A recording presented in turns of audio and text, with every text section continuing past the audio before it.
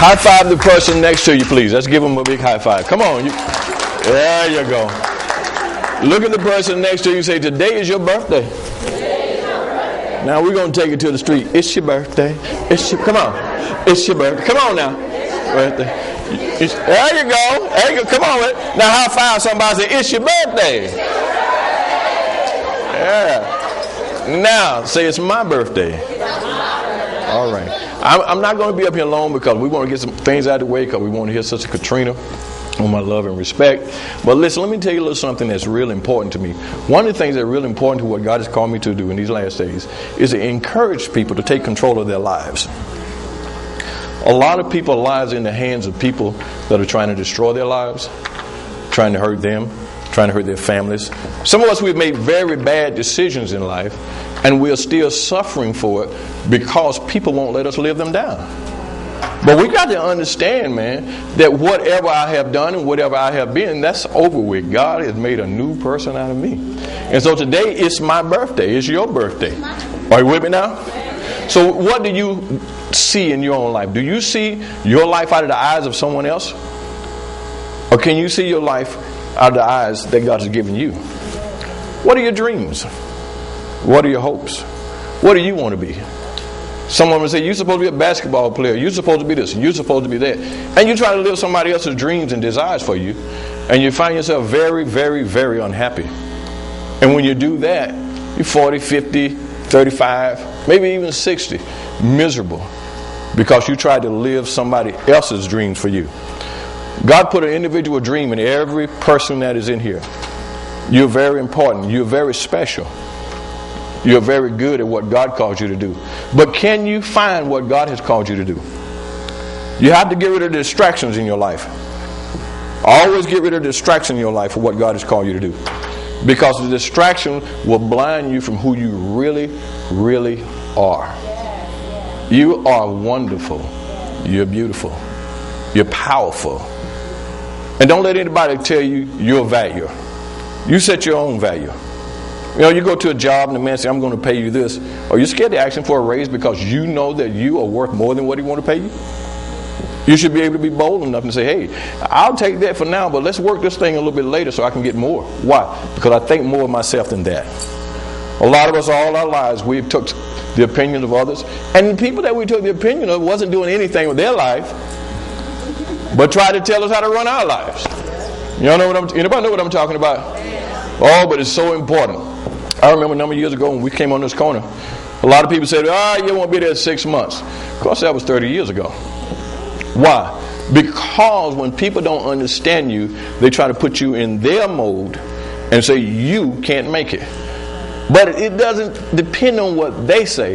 It depends on what you say. What do you say about yourself when you wake up in the morning?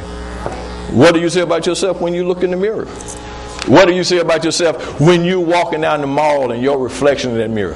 Can you say, you sure look good? Or can you say, child, they right. I don't know what I'm going to do with myself. This is that. Don't worry about that. What God has given you is yours. Be strong in that. Amen? So realize you're beautiful. But do you realize that? Or are you waiting on someone else to tell you? I had to learn to love me. Oh, I love me some James Bennett. You all don't love you? Yeah. Come on, you all love you? Yeah. That one person loves himself. You love you? See, that's the key to the thing. Sure, you may hit some rough places, but never stop loving you. That's right. Never, ever stop loving you. And when you stop loving you, you look for somebody external to love you, to validate you. That's right. You don't need anyone to validate you. You have to validate yourself, because what you are going to do in life can only come to the originality of who you are. If you are a phony trying to please somebody else, what God has planned for you will never come to you.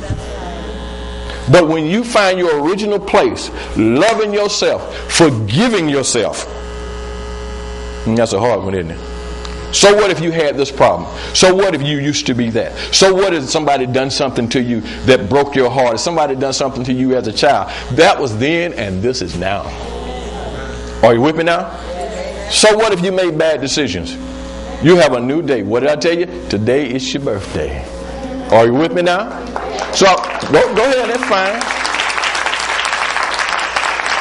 So don't let anyone, I don't care who they are, learn who you are. I hate to say this a little late in life, but I'm going to say it. Some of you should have found out who you were before you got married. Because you depended on your husband or your wife to tell you who you were. And they didn't even know who you were. Why? Because you didn't. And therefore, when you find yourself dissatisfied, you're dissatisfied because you validate yourself by what someone else was supposed to bring to your life. When you come in to any room, the room should be different because you know who you are. You're not walking in the room looking, now who am I? I'm looking for someone to tell me who I am. If she speak to me, oh, I know I got it going on. Or if he speak to me, oh, girl, he spoke to me. If they don't speak to you, you still who you are. Are you with me now? Lift up your countenance, lift up your head. Realize you're not an accident going and happen somewhere. You are a purpose, changing things around you. I don't care where you go. Walk like you own it. Walk like you own it. Act like you own it. Because God is your God and He owns the cattle of 1,000 hills, so your Father owns everything. But we have to understand that. Don't just sit and say, well, I'm going to wait on a check. I'm going to wait on somebody to come and knock on my door. I'm waiting on the eagle to fly. I was brought up in areas that everybody was waiting on the eagle to fly. When the eagle flew, everybody was happy. When the eagle gone, everybody sad. The eagle fly again, everybody happy.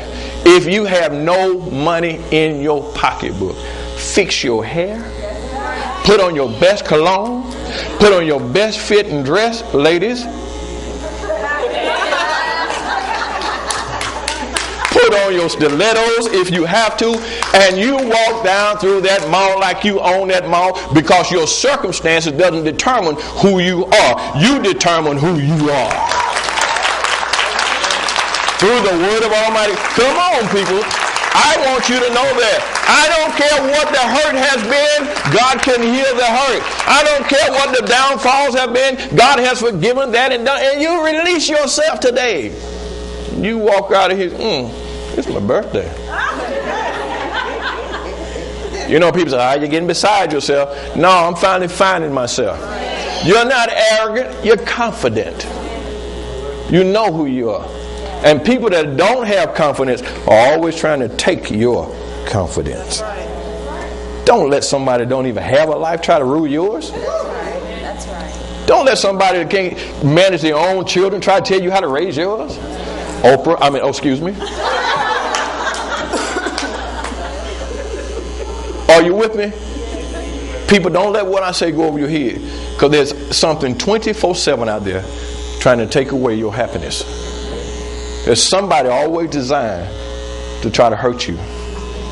But you can get to a place that hurt is just another stepping stone. Hurt is just another stepping stone. It's going to help you get to where you're going. So when you look back, you realize the people that tried to do you harm really helped you out.